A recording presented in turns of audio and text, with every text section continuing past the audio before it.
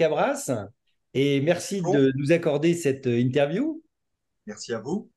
Vous êtes expert en management interculturel et en médiation religieuse.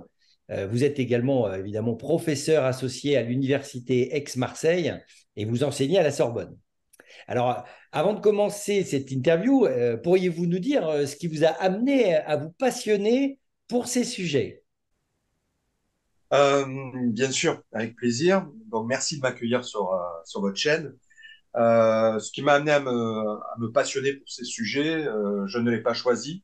Je suis né dedans un peu comme Obélix dans le chaudron. Quand j'étais enfant, j'ai grandi dans un milieu de brassage et de rencontre des cultures, que sont les quartiers nord de Marseille, précisément le Saint-Louis, dans le 16e arrondissement, qui fait que quand moi je suis enfant, j'ai affaire très rapidement à ce qu'on appelle aujourd'hui la diversité, qu'on n'appelait pas du tout comme ça à l'époque, et qui sont donc les Maghrébins, les Comoriens, pas mal d'Africains qui étaient présents, les boat people qui venaient d'arriver, les gitans, qu'aujourd'hui on appelle gens du voyage, mais qui étaient les trois catégories de gitans que nous connaissions, sédentaires, évangéliques, nomades, et bien entendu toutes les autres populations européennes qui, elles, étaient là depuis des décennies, voire plus pour les Italiens. Et donc tout ce brassage fait que moi, je suis né là-dedans, et très tôt, je me suis interrogé sur savoir pourquoi on était toujours dans une sorte de bipolarité. C'était soit génial, soit très dur, mais c'était rarement équilibré ou harmonieux, sauf quand on allait à l'école, sauf quand on était dans un cadre précis. Donc tout ça m'a interpellé très jeune, et après j'ai voulu faire des études pour comprendre, pour avoir le sens de, de ça, de ce vécu-là. Nous avons écrit avec Anne Beaufumé et Jérôme Bondu, et c'est l'objet de cette chaîne, hein, la plus grande révolution de toute l'histoire de l'humanité. J'aurais aimé comprendre pour vous comment sont perçues les révolutions dans les différentes cultures. Et est-ce que vous pourriez nous donner un ou deux exemples de ces lectures différentes? Alors, euh, d'abord la notion de grande révolution, euh, il y a une grande séparation entre les cultures. Il y a la conception européenne puis occidentale avec les Amériques du Nord, et puis toutes les nations qui ont été ensuite, tous les groupes humains qui ont été sous l'influence européenne, et les autres. À savoir qu'en Europe, une révolution, c'est un cycle complet. C'est à la fois un changement profond, ce qu'on va appeler dans ma partie le détour anthropologique, c'est-à-dire on va aller voir ailleurs ce qui se passe, on va innover, on va remettre en cause des manières de penser et tout ce qui était établi pour finalement revenir avec une nouveauté, mais pas si éloignée de la tradition, pas si éloignée des fondamentaux qui étaient ceux de la société. Alors que dans d'autres cultures, dans d'autres sociétés, la révolution, c'est d'être toujours dans la ligne du père et du grand-père. C'est d'être fidèle à une tradition. Et donc, la révolution est toujours quelque chose qui est synonyme de rupture et donc difficilement acceptable. L'engouement de la révolution, de l'idée de grands cycles, qui est pour nous quasi naturalisé, normalisé dans notre culture, est quelque chose qu'on ne retrouve pas forcément ailleurs. Il aura fallu le choc de la modernité pour que toutes les civilisations se mettent forcément à concevoir, à imaginer cette révolution. Mais on voit bien qu'aujourd'hui, il y a un grand choc culturel sur cette notion de révolution et que de par le monde, on n'en a pas la même conception, en tout cas en ce qui concerne la culture, les mœurs, la façon de vivre, les changements sociaux, sociétaux. Euh, Bien sûr, la technologie, elle, c'est autre chose, mais voilà. Je pense on est à ce niveau-là, c'est que nous avons une conception qui est quand même originale et pas si majoritaire que ça sur l'ensemble de la planète. Alors, vous avez parlé des différentes cultures et justement, est-ce que vous pourriez nous définir ce que c'est l'interculturalité et pourquoi elle est si pertinente aujourd'hui? En disant les choses simplement, l'interculturalité, c'est comment favoriser la rencontre et la communication entre des personnes de cultures différentes au service de deux choses. Dans un cadre précis, d'abord, d'une société d'accueil, et au service, un, du faire ensemble, c'est-à-dire de l'interaction, d'où interculturel, et de la cohésion. Donc, on favorise la rencontre, société ouverte, l'interculturel vraiment est très friand de la rencontre des cultures. Il les conçoit, il les décrypte, il les anime.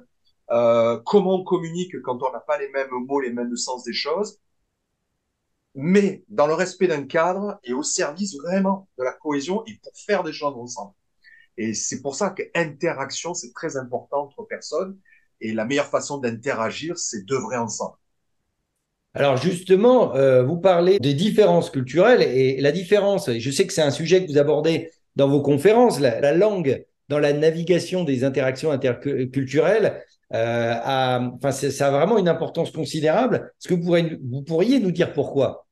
Alors, d'abord, évidemment, je vais vous dire pourquoi, mais ce qu'il faut comprendre, c'est que la langue, ça n'est pas qu'un vecteur de communication. Évidemment, elle nous permet de d'échanger, communiquer. Ça, c'est sa première mission et fonction. La deuxième, c'est de traduire la conception qu'un groupe humain a de lui-même. Une langue traduit une culture, une langue façonne par les mots, la complexité qu'elle emploie, les croyances collectives du groupe.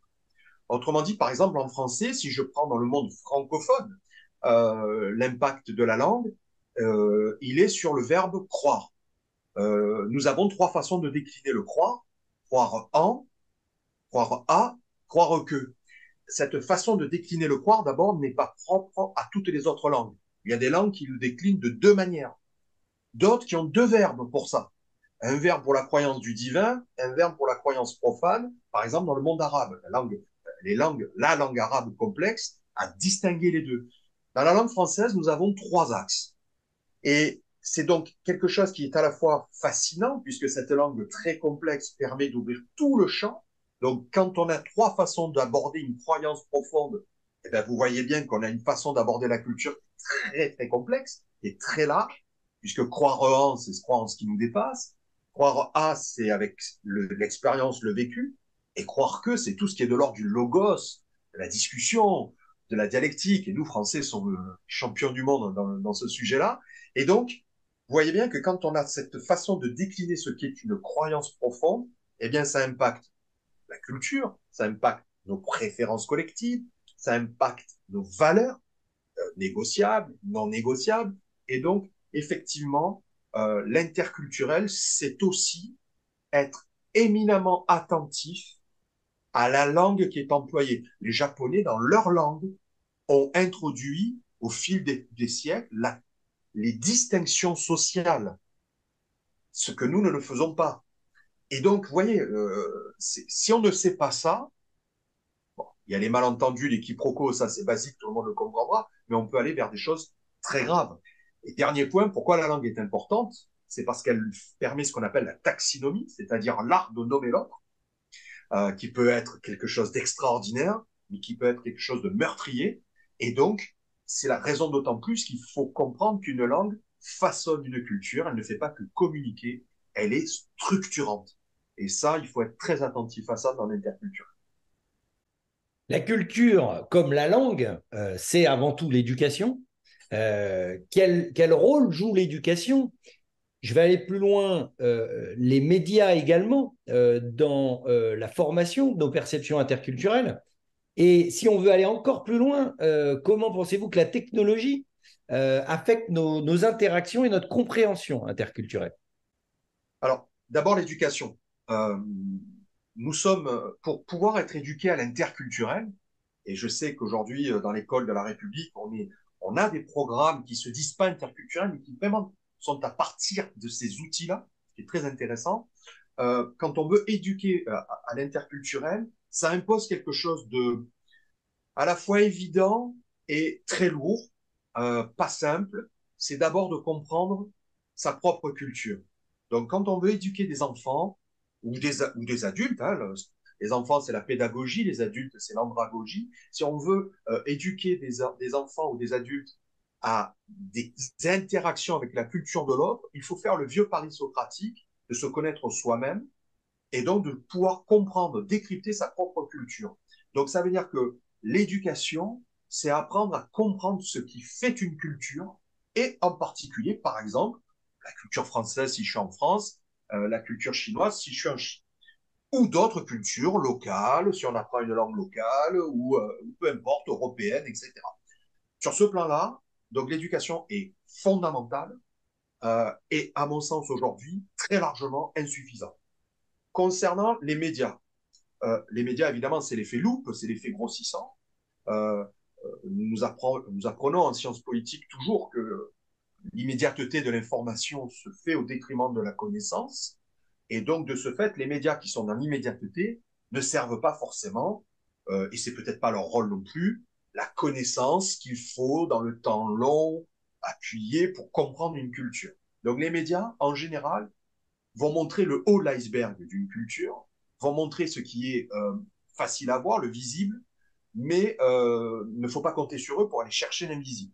Et ce qui est au plus profond d'un iceberg, c'est-à-dire la culture, les grands mécanismes, les normes, les valeurs, les subtilités, les nuances. Donc sur ce plan-là, moi je pense que les médias, les chaînes d'infos continues sont rentrés dans ce que moi je qualifie de processus hystérique et qui ne sert pas euh, l'analyse d'une culture. Mon vieux maître Bruno Etienne nous disait toujours, pour comprendre le fondement d'une culture, il faut de l'anamnèse, c'est-à-dire être capable d'aller chercher ses ressorts profonds, et une ascèse.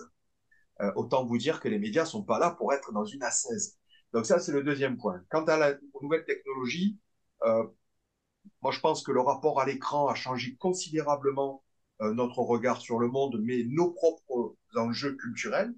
C'est-à-dire qu'aujourd'hui, à travers un écran, on pense que lui-même peut bâtir de manière virtuelle dans des flux des référents culturels profonds par rapport au réel que l'humanité a toujours connu. Euh, Moi, je mettrais un bémol là-dessus. C'est inévitable, c'est le sens de l'histoire. L'IA est en train de produire de la culture. Je suis pas spécialiste de ça, mais je crois que vous avez reçu quelqu'un d'éminemment là-dessus, sachant là-dessus. Mais en tout cas, donc c'est une évolution historique. Ok, mais il ne faut absolument pas perdre de vue deux choses. C'est en ce sens que moi, je suis un archaïque sur ces sujets-là, arché au fondement. Il ne faut pas perdre deux choses. Le rapport à l'immédiateté, le réel, c'est dans l'immédiateté. Je te vois, je te sens, je t'entends. Mon intuition est en jeu. Nous occupons un espace. Et comme dit Michel Maffezoli, grand sociologue, le lieu fait le lien. Donc, nous sommes dans des lieux qui produisent du lien, ce que l'écran ne produit pas de la même manière. Et deuxième chose, le réel, ça cogne. C'est-à-dire que c'est pas parce qu'on va être tout le temps dans le virtuel, tout le temps dans une intelligence artificielle qui va modeler et produire de la culture. Moi, je pense que ça va produire de la culture, contrairement à ce qu'on pourrait croire. Mais ça ne doit pas nous faire oublier les enjeux du réel. Et j'ai peur que sur ce plan-là, nous soyons attaqués, nous soyons les adorateurs d'une amnésie du réel qui serait, à mon avis, fort préjudiciable. Nous avons parlé de la différence et de la difficulté de se comprendre. Est-ce que vous auriez des exemples concrets d'incompréhension ou de différences culturelles dans le milieu professionnel? J'en ai plein, mais je vais en donner un qui m'a profondément marqué, que j'ai pas vécu à titre professionnel directement, mais indirectement. C'est lorsqu'à Fukushima, Japonais et Français, devant l'horreur de ce qui se passait, et je pense notamment à un exemple d'Eurocopter qui était sur place, qui gérait le parc des hélicoptères des pompiers du Japon, euh, où face au drame, c'est joué des référents, se sont joués des référents culturels qui ont été complètement opposés. D'une part, les Français qui sacralisent dans la vie ont tout de suite immédiatement estimé qu'ils avaient bien géré la crise à ce moment-là parce qu'il y avait des usines à quelques kilomètres, 60 je crois, de Fukushima, avaient bien géré la crise puisqu'il n'y avait pas eu de mort, pas de blessés, pas de casse des usines. Et ils avaient même arrêté les chaînes de production au nom du principe de précaution qui est si cher aux Français et qu'ils ont inscrit dans la Constitution, en tout cas, pas cher à ceux qui entreprennent ou qui ont des laboratoires, mais globalement, ça a été inscrit dans la Constitution. Et en face, les Japonais qui ont très mal vécu la réaction française et qui auront écrit un mail général à leur entreprise disant mais que ça avait été un scandale, cette gestion de crise, parce que d'abord, on les avait obligés à quitter les lieux du drame. Mais déjà, il faut comprendre ça, obligés à quitter les lieux du drame. La deuxième chose, c'est parce qu'on avait poussé leurs familles à quitter les villages entreprises dans lesquels ils étaient, dans des cars, sans concertation. Et enfin, on avait arrêté les chaînes de production, alors que pour eux, il était évident qu'il fallait les maintenir et les passer au 3-8 dans l'intérêt du pays. Et en pièce jointe de ce mail, on avait un élément qui était quand même incroyable, inattendu pour les Français. Ils avaient posé le Bushido, c'est-à-dire la voie du guerrier, c'est-à-dire les 7 valeurs cardinales des samouraïs, dont la première est la bravoure. Et là, on voit bien qu'un groupe humain qui se sent en danger de mort, en danger de résistance, et aujourd'hui, on voit bien que c'est le cas avec, par exemple, ce que vit Israël d'affreux, un groupe humain, sa culture, que moi je représente toujours par un iceberg, dans ces moments-là, va se retourner. Et ce qui était enfoui, qui faisait ça, son essence, alors je ne devrais pas employer ce mot pour les cultures, parce que c'est contraire, mais en tout cas, c'est fondamentaux, qu'on avait oubliés, y compris parfois le groupe qui les vit, ressurgissent de manière soudaine, violente et surprenante pour ceux qui n'y étaient pas ou habitués ou dans l'ignorance. Alors, vous l'avez évoqué, depuis quelques jours, le monde vit avec le séisme de la plus grande attaque terroriste depuis la Deuxième Guerre mondiale, celle du Hamas envers Israël. Tout d'abord, en tant qu'expert interculturel, quelle est votre réaction et comment interprétez-vous ce qui s'est passé? Alors, du point de vue purement professionnel, euh, évidemment que ce qui se passe, c'est la mort de l'interculturalité. Puisque l'interculturel, à la différence du multiculturel, c'est de dire que le centre des enjeux, c'est la personne. Ce sont les personnes qui font des relations interculturelles parce qu'elles sont le terrain de jeu JEU et de jeu JE, de la relation. Là, on est aujourd'hui à la relation zéro, l'interaction, les interactions sont mortes au moment où Israël s'ouvrait avec d'autres puissances arabes autour, sous la houlette, certes des Américains pour des enjeux géostratégiques, de gestion des ressources rares, mais évidemment, personne n'est naïf. Mais il y avait de l'interaction. Là, c'est fini, il n'y en a plus. Donc, du point de vue de l'interculturel, un immense gâchis. Et j'irai même plus loin du point de vue de l'intercultuel, tout le contraire de ce qu'il faut faire, puisqu'on va sans doute ouvrir une page noire de l'histoire du Moyen-Orient et pour nous-mêmes, sur plusieurs années, voire décennies, où on est reparti à l'âge de pierre. La deuxième, c'est l'effroi et l'horreur. Euh, le Hamas, qui n'a jamais caché les intérêts qui étaient les siens, puisqu'ils sont écrits dans sa charte, qui n'est pas du tout de rétablir la Palestine dans ses droits, mais de tuer, de détruire l'État israélien et de tuer les Juifs. Hein. On a vu les vidéos, notamment affreuses de ce petit garçon, qui en met des claques en plein Gaza, ce petit garçon israélien, en disant aux enfants de Gaza, regardez, c'est un singe. Là, on est sur quelque chose qui est pour moi le comble de l'horreur au-delà du massacre. On apprend les bébés, tout ça, c'est c'est tellement dans l'impensé que c'est affreux, on n'a pas les mots. Mais en tout cas, dans ces chaînes, de ces visions que j'ai vues et que j'ai pu analyser malgré l'émotion, c'est de se dire, mais c'est la déshumanisation. Ce petit garçon n'est pas un humain, c'est un Israélien, c'est un juif. Ils disent pas israélien, d'ailleurs, ils disent c'est un juif. Donc c'est un singe. Donc c'est la déshumanisation, qui est d'ailleurs pas très heureuse pour les animaux, qui sont beaucoup plus nobles qu'on ne le croit.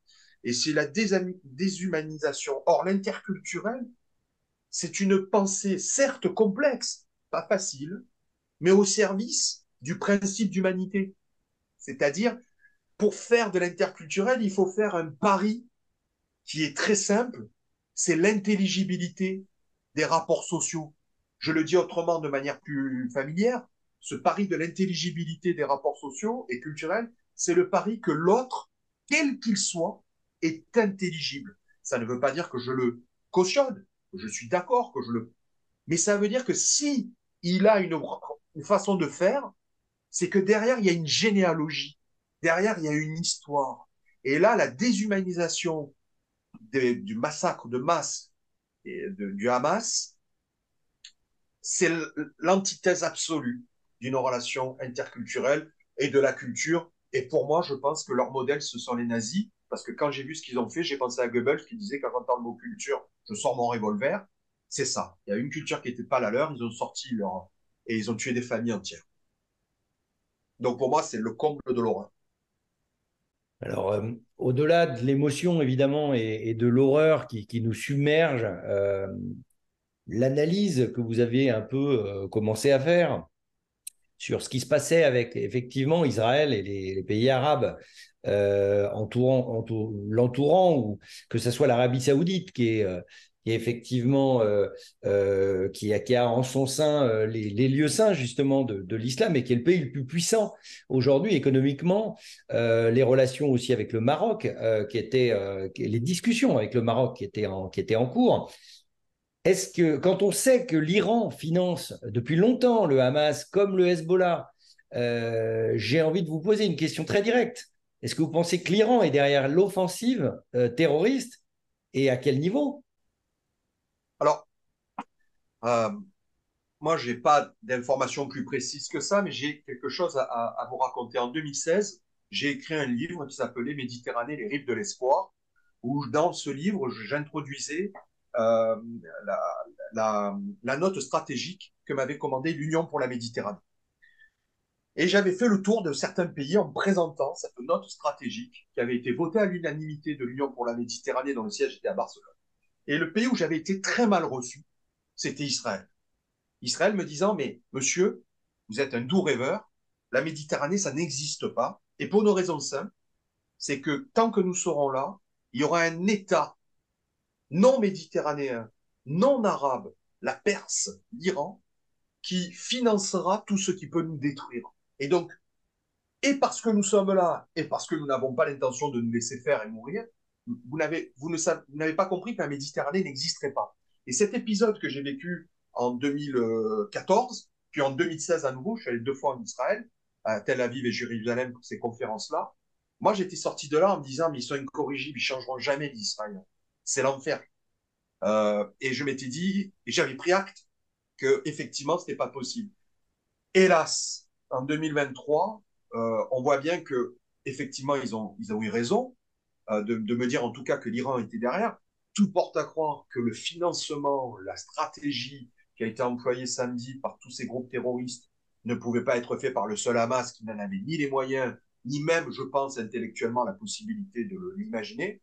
Il y a au moins un État derrière, ça c'est sûr. Ensuite, est-ce l'argent soudain, récent de l'Iran ou celui accumulé du Qatar, notre ami le Qatar, depuis tant d'années, où ça s'était arrêté tout récemment, mais enfin, d'années à surfinancer un Hamas qui n'a jamais redistribué l'argent à la population, mais qui l'a investi dans l'armement. Voilà, les faits nous le diront, les renseignements nous le diront, mais il est évident que l'Iran, de toute façon, s'est réjoui de l'attaque, c'est le seul État qui s'est réjoui officiellement, et l'Iran a tout intérêt à le faire, vu l'état de sa cohésion nationale, de la fragilité de son pouvoir et de la déstabilisation interne qui est la sienne. Il ne faut pas croire que les Iraniens soutiennent ce qui se passe. On a vu une vidéo qui a fuité aux grandes dames de l'État iranien, ce stade de foot, où certains ont sorti un drapeau palestinien en plein Iran, qui se sont fait conspuer et siffler de la part des gens qui disaient on n'en veut pas. Donc, l'Iran, certainement, mais pas que lui, et de toute façon, ça date depuis très longtemps. La Chine et la Russie ont refusé au Conseil de sécurité de l'ONU de dénoncer les attaques terroristes en Israël. Comment est-ce que vous l'interprétez? Alors, il y a 2 raisons. La première, objective historique. Dans le processus historique, la Russie et la Chine ont toujours été des soutiens de la cause, officiellement de la cause palestinienne, et ont toujours considéré que l'État israélien était un État d'occupation des territoires. D'ailleurs, dans la géopolitique russe, chinoise, et alors je ne parle pas arabe et iranienne, mais on parle évidemment des territoires occupés, des annexions, du fait qu'Israël n'a pas respecté aussi certaines décisions du Conseil de l'ONU. Donc, du ce point de vue-là, je dirais qu'ils sont cohérents. Ensuite, du point de vue stratégique, je pense que et les Chinois et les Russes se moquent complètement du sort de la Palestine, se moquent d'ailleurs même, je pense, du sort d'Israël. Ce qui les intéresse, c'est déstabiliser l'Occident et notamment les États-Unis d'Amérique. Et on voit bien que comme par hasard, après ça peut être le fruit du hasard, mais bon, comme par hasard, des conflits s'allument les uns après les autres. L'Ukraine, pour des raisons là, qui étaient propres aux Russes, puis l'Arménie, premier poste avancé de l'Occident à l'Est, entouré de républiques musulmanes ou islamiques, sauf la Russie, mais le reste, quand même, c'est très présent, et ils l'ont payé très cher. Aujourd'hui, Israël, et demain, certainement, un énième front qui sera Taïwan. Donc, le but, c'est d'affaiblir l'Occident, de disperser les forces de l'Occident et de le contrer partout, puisque l'Occident est supposé être en déclin, ce qui est vrai de l'Europe, qui s'est totalement désarmée et ramollie, mais qui est peut-être pas si vrai des États-Unis, qu'on n'attendait pas avec une telle intervention sur l'Ukraine, et là immédiatement sur Israël. Donc, je pense que dans un jeu de domino, nous avons là de la géostratégie mondiale. En tout cas, le président Poutine a été très clair dans son discours d'il y a quelques jours. L'enjeu est de créer un nouvel ordre mondial, et je crois qu'ils sont en train d'essayer de le mettre en place. Effectivement, hier, Joe Biden, dans son discours, a dit qu'il serait de manière inconditionnelle aux côtés d'Israël, en leur fournissant tous les moyens, hein. L'illustration concrète, même avant sa déclaration, c'était que le plus grand porte-avions de la flotte américaine, l'USS Gerald Ford, est déjà parti se positionner près des côtes israéliennes. Effectivement, ça crée un second front majeur pour les États-Unis et guerre qu'ils ne peuvent pas ne pas faire pour Israël. Donc effectivement, vous évoquez les intérêts peut-être chinois et russes, à la fois russes pour se libérer un peu de l'étreinte des États-Unis en Ukraine, et pour la Chine, laisser un peu plus le champ libre pour une éventuelle attaque de Taïwan, ou en tout cas Alors, offensive sur Taïwan. Effectivement, est-ce que vous pensez que les États-Unis seraient capables de mener trois fronts à la fois, ou est-ce que ils vont, de manière pragmatique, comme ils l'ont toujours été dans l'histoire, peut-être abandonner l'un des fronts et peut-être Taïwan? alors euh, avant de répondre sur cette question-là, si je peux toutefois donner un élément, euh, les Américains interviennent toujours au nom de leurs intérêts. Ce que nous, Européens et Français, avons au fil du temps euh, considéré comme étant quelque chose d'assez vulgaire. Une démocratie mature, assumée, doit le faire au sens de l'universalité des droits de l'homme. Et donc les intérêts, même si évidemment on en a, ne s'affichent pas et à un moment peut-être même peuvent se négocier. Ce qui n'est absolument pas le cas dans la culture américaine. Donc si les États-Unis interviennent, c'est qu'ils ont des intérêts géostratégiques, de ressources rares et de puissance. Ça, c'est comme, ils sont comme sur ce plan-là, les Russes, les Chinois, et y compris nous-mêmes, les Français, dans les zones où nous sommes.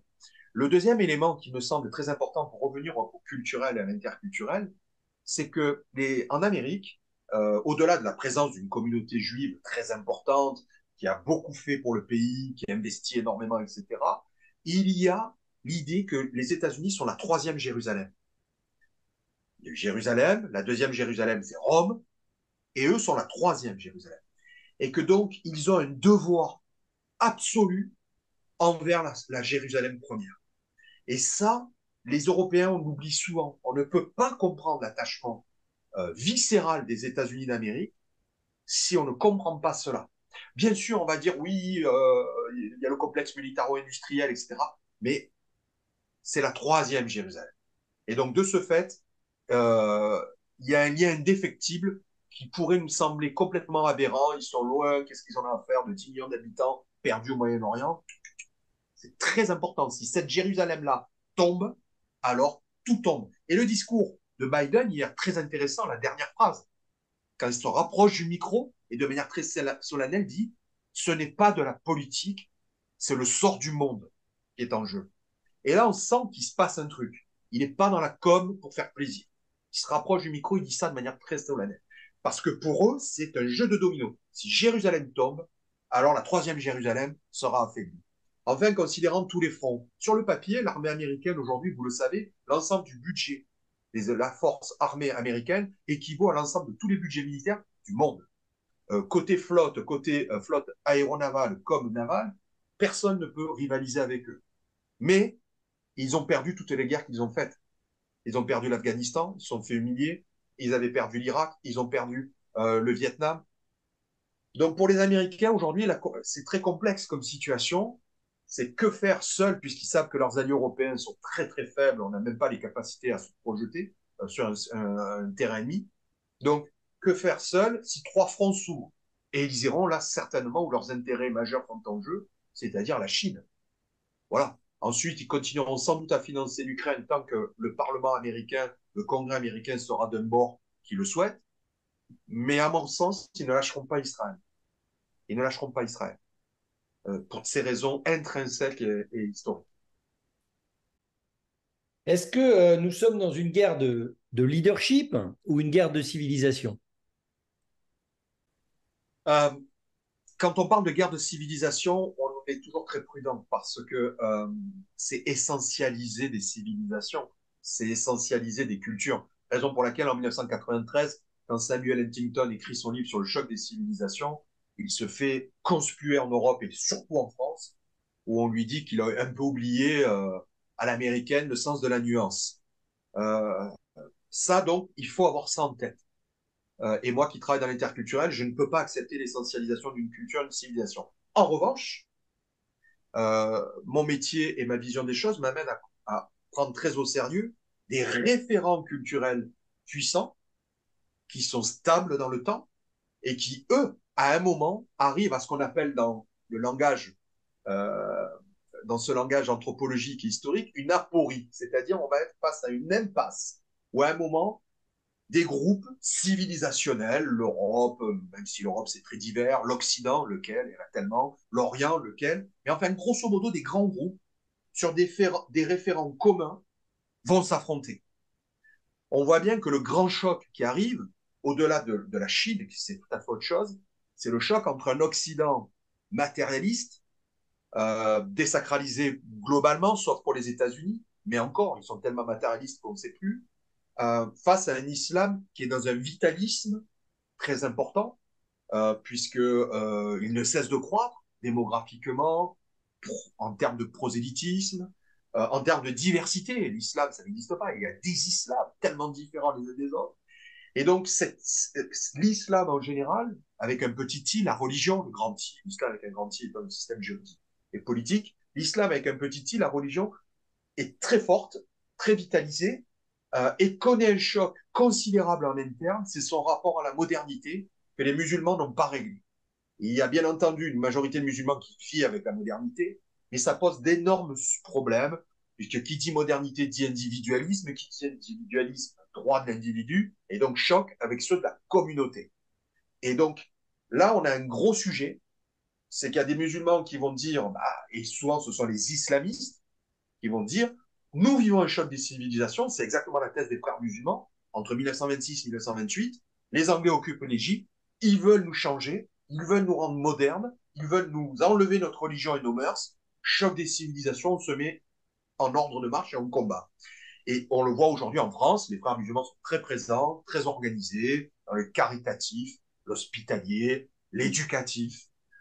Et donc on voit bien que ce choc, on l'a dans notre société. Donc, on a un choc des civilisations sur ce plan-là, sur des grands référents. Mais il ne faut pas oublier la nuance et la rappeler, même quand tout semble jouer contre, comme là, on le voit en Israël. Parce que si on ne le rappelle pas, alors ce sont les radicaux de tous les camps qui vont gagner. Et il peut y avoir que le drame au bout. Alors, Alain, on arrive au terme de l'interview. Je voudrais mettre un peu de positif dans tout ça. Est-ce que vous pourriez nous donner un conseil pour un peu plus d'harmonie dans ce monde de fou? Moi, je pense que l'interculturalité, pour rester dans ce sujet, euh, propose une voie. Euh, et cette voie, qui n'est pas évidente, mais en même temps, qui fait des petits de plus en plus, avec le développement personnel, toutes ces choses, c'est un travail sur soi. Évidemment, pas le travail sur soi du développement personnel ou de la psychanalyse, mais c'est un travail à partir de sa propre culture. Et il me semble que pour que le monde soit harmonieux, il faudrait que chacun retravaille balayer devant sa porte, c'est-à-dire retravaille les éléments de sa propre culture, comprennent ce qui fonde une culture. Et en ayant fait cela, et moi je le vois dans mon métier, je le vois dans partout où je passe, quand des gens sont sûrs de leur culture, ils comprennent du coup les mécanismes de la culture de celui qui est en face. Puisque je sais que dans une culture, il y a des valeurs centrales de cohésion, il y a des représentations, il y a une singularité, une identité. Si moi j'en ai, il en a. Donc ça calmerait beaucoup et le racisme et la connerie humaine et même l'admiration des autres pour les autres. On serait dans des rapports plus sereins. Donc, ça nécessite de repartir sur soi, mais c'est un long travail. Eh bien, comprendre et s'ouvrir, c'est la solution sans doute pour 10 jours meilleurs. Merci Alain Cabras et à bientôt. Merci infiniment.